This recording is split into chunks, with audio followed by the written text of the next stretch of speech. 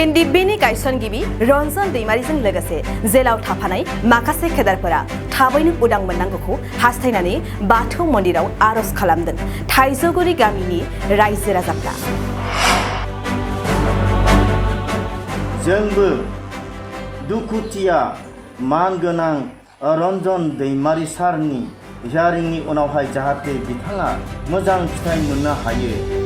बाक्सा जिल्ला सालबारि मुखुमानि बेपारि थाइजौगुरि गामिनि रायजोफोरा बाथौ मन्दिराव एनडीएफबीनि गायसनगिरि रनजन दैमारिजों लोगोसे एनडीएफबीनि केदारफोरा थाबैनो जेलनिफ्राय उदां मोननांगौनि थाखाय गाहाय दौरि आरो बाथौ सिबियारि आरज हानजाफोरखौ लानानै जथायै आरज गाबनाय हाबाफारि लादों।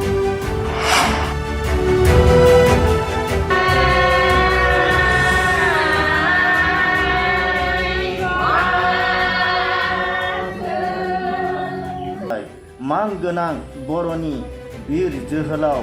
एनडीएफबीनि गायसनगिरि फाउन्डार जायखौ बुंदों रनजन दैमारि। लोगोसे बे बाथौ मन्दिराव गोबाव समनिफ्रायनो बयबो आरज गाबनानै गाव गावनि थांखियाव जाफुंसार फैनायखौ फोरमायदों।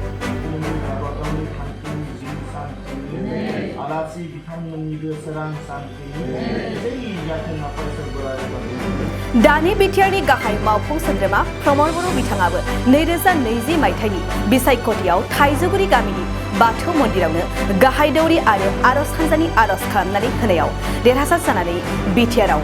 सरकार सालायगासिनो थानायाबो बेनि मोनसे रोखा बिदिन्थि होननानैबो फोरमायदों बिथांमोनहा। बिदिनो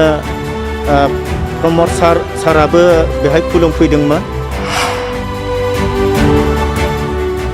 लोगोसे बिटिआरनि गाहाय मावफुं सोद्रोमा प्रमद बर' बिथाङा देरहासार जानायनि उनाव बे मन्दिरनि मुङाव माबा मोनसे अनसुंथाइ होनायनि खोथा होबोदोंमोन आरो बेखौनो गोसोआव दङब्ला थाबैनो अनसुंथाइखौ होयोब्ला गोजोननाय मोनगौमोन होनना गाहाय दौरि बिथाङा फोरमायबावदों। फंसे फैनानै खोथा फंसे बुंलांनाय दंमोन बे मन्दिरनि मुङाव माबा मोनसे मोजां जायोबा होनायनि खोथा बुंलांदों। सारा बे खोथाखौ गोसोआव दङबा जाहाथे अननानै बे गोथार सैथो खोथाखौ मन्दिरनि मुङाव जाहाथे गोसोखांनानै खाबु होयो हेफाजाब होयो। जों बेखौ थाइजौगुरि अनसायारि आरज हानजानि रायजो राजा आरो गासै लाइब्रेरिनि गोख्रों मावथि जानानै आं दौरि महरै रिकुवेस्ट खालामबाय सारनिसिम।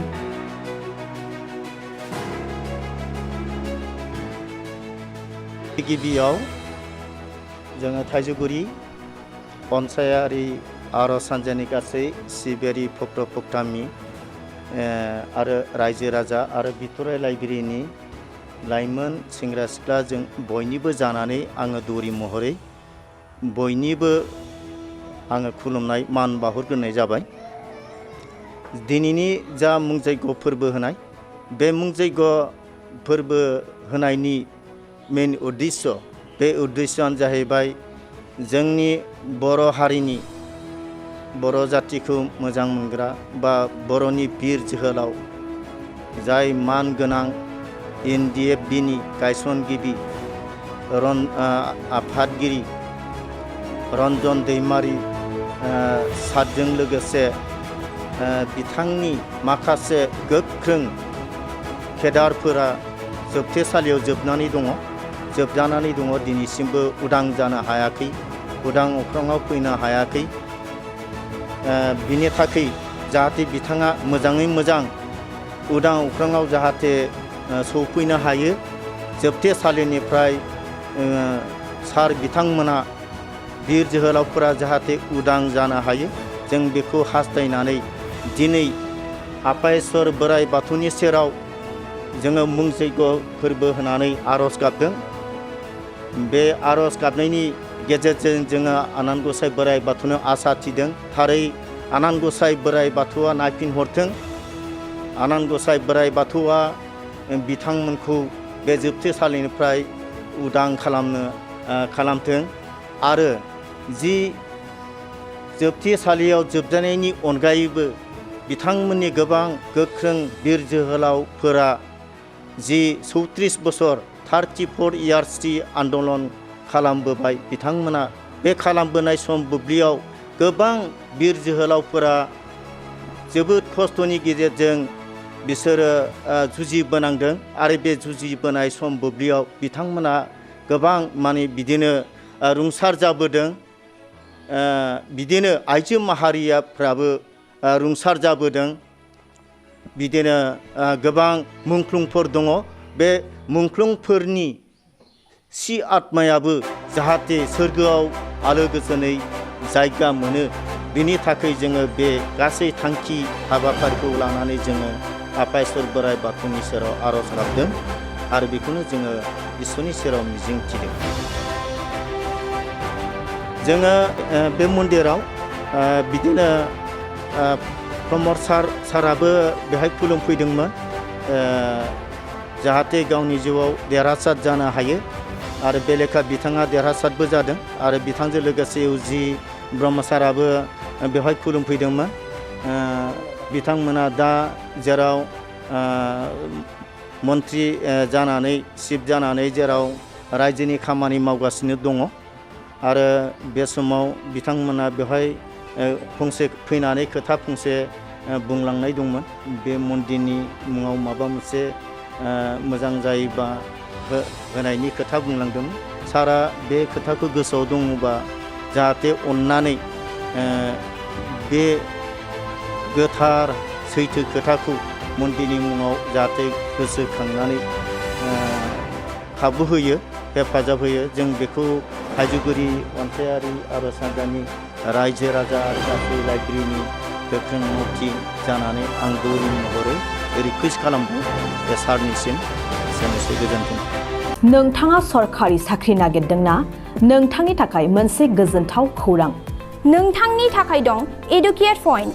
जेराव नोंथाङा सोलोंथाइ लानायनि गेजेरजों सरखारि साख्रिनि गुबुन गुबुन रोखोमनि गोब्राब आनजादफोरखौ उथ्रिसारनो हागोन आरो गावनि आथिङाव गसंथानो हागोन बे एडुकेट पइन्टआव नोंथांमोना SSC bank PO bank clerk bank SO UPSC FSC defence railway state insurance एएअ एडिअ एसिस्टेन्टजों लोगोसे स्टेट लेभेल जब आरो माखासे सरखारि साख्रिनि आनजादाव गोनांथि जानाय आयदाफोराव सोलोंथाइ लानो हागोन मख'नो गोनांदि बे सोलोंसालियाव साख्रिनिल' नङा बेयाव MBA आरो सैनिक स्कुल बायदियाव एडमिशननि थाखाय एन्ट्रेन्स होनो थाखायबो सोलोंथाइ लानो हागोन बे सोलोंसालियाव गाहाम थाखो खथानि सुबिदा दं आरो सम मथे नोंथांनि सोलोंथाइखौ बे सोलोंसालियाव होनाय जागोन बेखौबो मिथिनांगोन दि बे एडुकेट पइन्टआव सोलोंथाइ लानानै बावैसो 2021-22 इं मायथाइनि एसएससि जिडिनि आनजादाव गासै 11 सा सोलोंसाफोरा उथ्रिसारनो हादों बारा नङा गासै 15,000 रांजोंनो नोंथाङा बे सोलोंसालियाव 6 दानसिम सोलोंथाइखौ लानो हागोन बे सोलोंसालिया क'क्राझार बरपेटा रड गवालपारा आरो बङाइगावआवबो दं क'क्राझाराव सोलोंथाइ लानो गोसो गुदुं जानाय सुबुंफोरा 700-226-133 9101 536360 700-226-133 9101 536360